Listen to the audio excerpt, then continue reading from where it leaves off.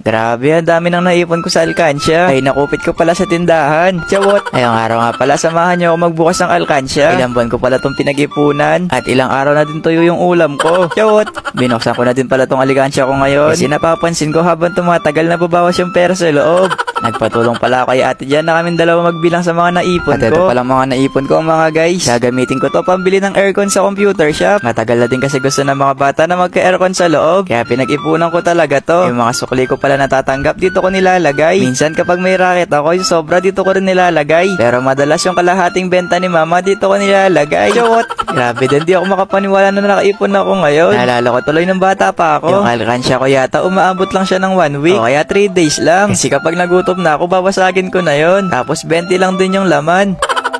Nag-umpisa na nga din pala ako magbilang. Si mama talaga malakas yung pang-amoy sa pera. Kaya kahit di namin siya tinatawag ni ate, lumapit siya dito. Tulungan niya na daw kami sa pagbibilang. Baka mali yung pagbibilang namin.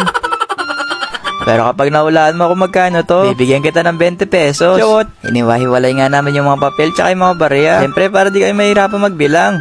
Ikaw naman. Pinagsama-sama ko lang nga yung papel dyan tsaka yung barya para makompute ko na din. Yun, naipon ko pala, umabot siyang 48,448.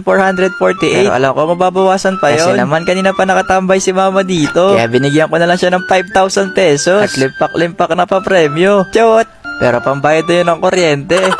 Heto pala mga natirang barya, panlalaro ko pa sa PisoNet. Kinabukasan na pala to. Order lang ako ng aircon sa tatay ng kaklase ko para sila na mag-install ng aircon dito sa loob. Bago nga nila ilagay, tinanggal na nga muna namin yung ibang gamit na nasa loob. Kailangan kasing tanggalin tong mga to kasi nakaharang. At saka medyo maalikabok. Kaya kailangan talagang tanggalin. Heto na pala yung pinag-ipunan ko. Parang kahapon lang binibilang ko pa yung mga pera. Pero ngayon yung pera ko parang lobo na lumipad. Pero ayos lang yun. Sobrang init din kasi talaga dito sa loob. Kasing ikaw nandito sa loob, para ka rin nasa loob ng oven toaster. Chot! Bago nga siya malagay, sinukatan muna dito sa loob kung saan siya ilalagay. At namasukat na nga siya, meron lang sila nilagay na pang-lock sa aircon. Parang yan yung magiging support niya para hindi mahulog. Kumuha din pala ng kumot si ate para takpan yung mga libro niya. Kawawa naman daw yung mga libro niya kapag ang alikabukan. Ay, bali na daw ako yung mga alikabukan, wag daw yung mga libro. Na ma-setup na nga yun sa taas, ilagay na dun yung tubo ng washing machine. Nahihirapan nga kami kung saan ilalagay yung makina ng aircon kasi wala na ring space dito sa amin. Kaya dito na lang sa taas ng bubuan nilagay. Habang nilalagay pala dito sa taas, i-install na din sa baba yung AC. At ito na nga yung huli niyang ginawa, yung magiging saksakan. Sa panonood ko pala ng pag-install ng aircon, baka sa susunod ito na yung maging trabaho ko. Chot! At ito nga, tapos na siya. At bago nga umalis yung papa ng classmate ko, inaalalahanan pa niya ako kada 1 week daw nililinis yung filter. Sabi ko naman sa kanya, wag nang linisin para no filter. Chot! Pero sinabi ko na lang kay ate para siya na yung naglilinis. Saglit lang naman daw tanggalin. At saglit lang din naman ibalik. Yung dati palang aircon dito, pinaplatada ko na din yung butas para mapantay siya sa pader. At ngayon natuyo na nga siya. Ginawa ko yung gamit na pang pintura. Nagtira talaga ako ng pintura para dito. Kaya nga lang tumigas na yung roller. Pero tinatamad na akong umalis. Kaya kahit matigas na tong roller, ito na rin yung gagamitin ko. Tinamad kasi ako maglinis noon. Kaya sobrang pagod ng pininturahan ko tong shop. Kaya kahit matigas yung roller, gagamitin ko pa din. Pwede pa naman pala siyang gamitin kahit matigas na. Kaya nga medyo mahirap. Pero kahit papano naraos naman. First coating pa lang to. At mamaya magpapantay din yung kulay niyan. Ayun lang. Bye-bye! Ngayong araw nga magkikipag-birthday na muna ako. Etong pupuntahan ko, siya talaga yung taong sobrang iniyakan ko. Ang tagal ko din makapag-move on bago ako matanggap. Nung 7 pa talaga yung birthday niya. Kaya panigurado ako nagtatampo na sa akin yun. Kaya ngayong araw babawi muna ako sa kanya. Dumiretso na nga muna pala ako sa tindahan para makapagpaalam na kay mama. Sabi nga sa akin ni mama dyan, kakauwi ko lang pero alis na naman ako.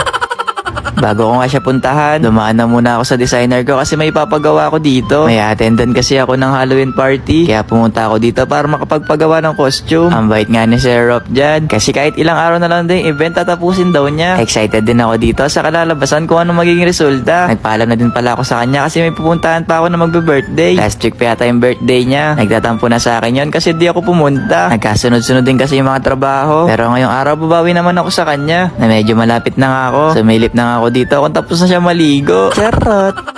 Bago nga pala ako pumunta sa magbe-birthday, pumunta muna ako sa flower shop para makabili ng bulaklak. Nakakaya din kasi pumunta doon na walang dala-dala. Ewan ko ba sa taong yon? Di naman talaga dati mahilig sa bulaklak. Pero tuwing pumapasyal ako sa bahay niya, gusto niya may dala akong bulaklak. At na makapili na ako ng bibili ng bulaklak. Sabi ko kay kuya, balikan ko na lang mamaya. Dumiretso na nga pala ako sa loob ng mall para makabili ng cake. Ang ganda nga nitong mango cake. Pagkita ko pa lang, ito na yung pinili ko. Favorite din niya kasi yan. Ay, favorite ko lang pala. Yan din yung pinili kong cake para makakain din ako mamaya. Pagkatapos ko nga pala makabili ng cake, dadaanan naman namin ulit yung pinagbilan namin ng bulaklak. Pero si ate na lang daw yung mamayang kukuha doon kasi may sasabay daw siyang bibilhin. At ako naman, hintayin ko na lang daw siya. Dumiretso na nga muna pala ako sa simbahan habang naghihintay. Meron pa nga nagbabalita dito. Gusto ko nga sana mag-high sa likod kaso nahihiya ako. Chot! Andito na pala ako sa labas ng simbahan. Nasa 20 minutes din yata ako naghintay kaso di pa siya dumadating. Nakuha na rin maggabi dito, di pa rin siya dumadating mga guys. Nasa 1 oras yata ako naghihintay dito. Nabilang ko na din dito kung ilang tricycle na yung dumaan. Di ko alam kung ano nangyari sa babaeng yun. Sabi niya kasi kanina saglit lang siya. At makalipas nga ng 10 taon mga guys, dumating na siya. Gusto ko na nga siyang iwan kanina kaso baka di ko matuloy tong vlog. Charot! Pero may binili niya lang daw siya. Sa sobrang makakalimutin niya, nakalimutan daw niya na may kasama siya. Pero natuwa naman ako sa kanya. Kaya naman pala siya nagtagal kasi binili niya ako ng regalo. Pero tong regalo na to, sa birthday ko na daw to bubuksan. At makalipas nga ng ilang minuto, malapit na din kami sa bahay na magbe-birthday. Ang dilim nga dito. Nakakatakot, baka makakita kami ng white lady. Chawot!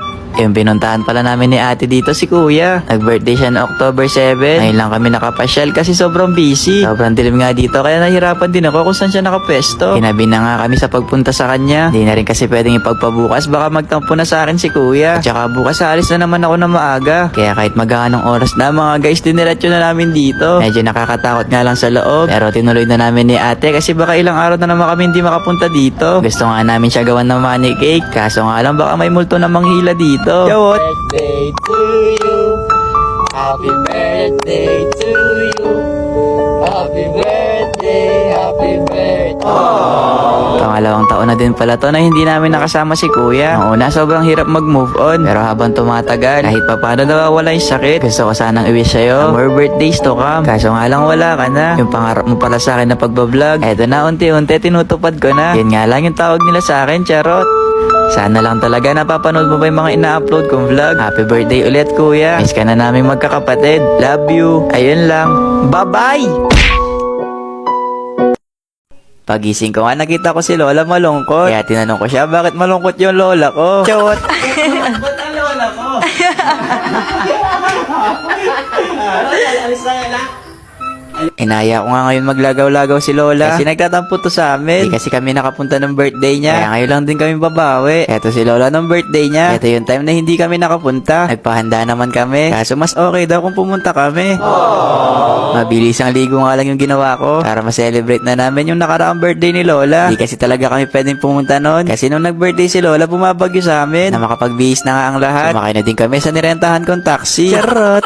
Dito pala sa tricycle, kasya kahit 10. Kailangan mo nga lang talagang humawak ng mahigpit. Kaya habang may kinakapitan ka pa, kumapit ka na. Kasi para ka rin nakasakay ng rides dito. Chot! Hello mga kanayon! Pakaway-kaway lang kami ni ate dyan. Kunwari may kumakaway sa amin. Medyo umuulan nga ngayon. Kaya kailangan din namin magdala ng payong. Kaso di pa kami nakakalayo, nasira na yung payong. Kaya isa-shoutout ko na lang dito yung kalabaw na nadaanan namin. Sobrang presko pala ng hangin dito. Yun nga lang yung buhok namin tumatayo. Makalipas nga ng kalahating oras, andito na kami. Bago nga pala namin gawin yung mga balak namin kay Lola. Kumain na kami kasi napagod kami sa biyahe. Sa mga oras nga na to sobrang aga pa. Pero sabi ni Lola gusto daw niya ng ice cream. Kaya pinagbigyan na din namin. Pagkatapos nga pala namin makakain, umanap kami ng malapit na salon para mapaayos na din si Lola kasi sobrang puti na ng buhok niya. Tinutulungan nga namin siyang pumili ng kulay. Yung pinipili namin ni ate yung mga makukulay. Kaso mas gusto daw niya yung kulay black. Na makapili na nga siya ng ikukulay sa kanyang buhok. Nag-umpisa na din sila dito para ayusan si Lola. At habang inaayusan nga dito si Lola, busy din ako dito sa paggugupit ng kuko. Habang pinapatuyo pala yung buhok ni Lola, nililinis din nila yung kuko niya. Sa mga oras nga na yun, pinapapili siya ng magandang kulay. At ito na kayo napili niya. Hindi ko din yata alam kung anong kulay niya. Basta sa personal mukha siyang kulay blue. Chot! Ang dami nga din palang viewers dito ni Lola. Lahat kami nakapokus lang sa kanya. At makalipas nga ng 1 oras, epekto na rin yung pangkulay sa buhok ni Lola. At ito na nga yung resulta. Pagkatapos pala magawa dito kay Lola, sabi niya sa amin, nalipay daw siya ng sobra. Pero hindi pa natatapos daw kasi gagawin pa namin siya ng money cake. Pagkatapos nga pala namin bumili ng cake, umuwi na din kami at dumiretso kami sa loob para magawa na namin. Ito din pala yung balak namin nung mag-birthday sana siya. Kaso ngayon lang nagkaroon ng oras. Pero pagdating naman namin sabi ni Lola, di naman daw mahalaga, ang importante ay mahalaga. Di ko din gets yung sinabi niya. Basta heto, samahan nyo na ako magbalot ng pera. Nilagay pala namin sila sa loob ng plastic para heto na rin yung ihilahin ni Lola para mamaya. Gumamit na nga lang din pala kami ng karton sa loob para yun yung magsilbing bilog. Para umikot mamaya yung pera. Na maayos na nga namin yung ilalagay sa loob. Sinukat na din namin yung cake kung saan nilalagay yung pera. Nakuha na nga ibang parte ng cake sa loob. Nilagay na din namin yung ginawa namin kanina. At habang inayos nga namin yung money cake ni Lola, sinasara na muna namin kay Mama yung pintuan. Baka kasi biglang pumasok si Lola. Naglagay na nga lang din pala kami ng ibang design para matakpan yung butas. At eto na nga yung finished product. Nilagay ko na din yung kandila para mablow na ni Lola yung cake niya. Happy birthday to you. Yung birthday mo lang, wala kami. Happy birthday to you. Kasi hindi kami pumunta ngayon, isa-celebrate natin. Wish ka lang. Fish ka muna na, fish. Nga mabalik. Kamu nga mga Opo na. Katon, boy. Oo. Ikaw na. Okay, happy birthday. Sa'yo ang inuman, sa'yo ang pulutan. Happy. Yay! Bunutin mo yung bunutin mo yung happy birthday. ay ang kandila. Oh, yan. Ayun. Hindi. Bunutin mo yung happy birthday. Happy birthday. Yan. Bunot lang. Bunot. Bunot mo lang. Bunot. Ala! Ala! Duwa ka kamay. Duwa. Dua ka kamay. Sige, wala ka dami naman. Ala! Oy! Ang dami ng pera ni Lola. Kadami. Kadamo sa pera. Doon lang. Wow. Ago. Wow! Ala! Sabi mo lang. Sa mga apo ko nga na sa mga apo ko nga nagkantubig diri. Kiss mo muna ako lang, kiss. Kasi daw siya ngayon lahat. Grabe, sobrang nalipay si Lola. Madalang mo lang din kasi mapangiti yan. Kaya sobrang saya ko din na nakarating ulit ako dito. Happy birthday ulit, Lola. Palangga ko, ikaw. Ayun lang. Bye-bye!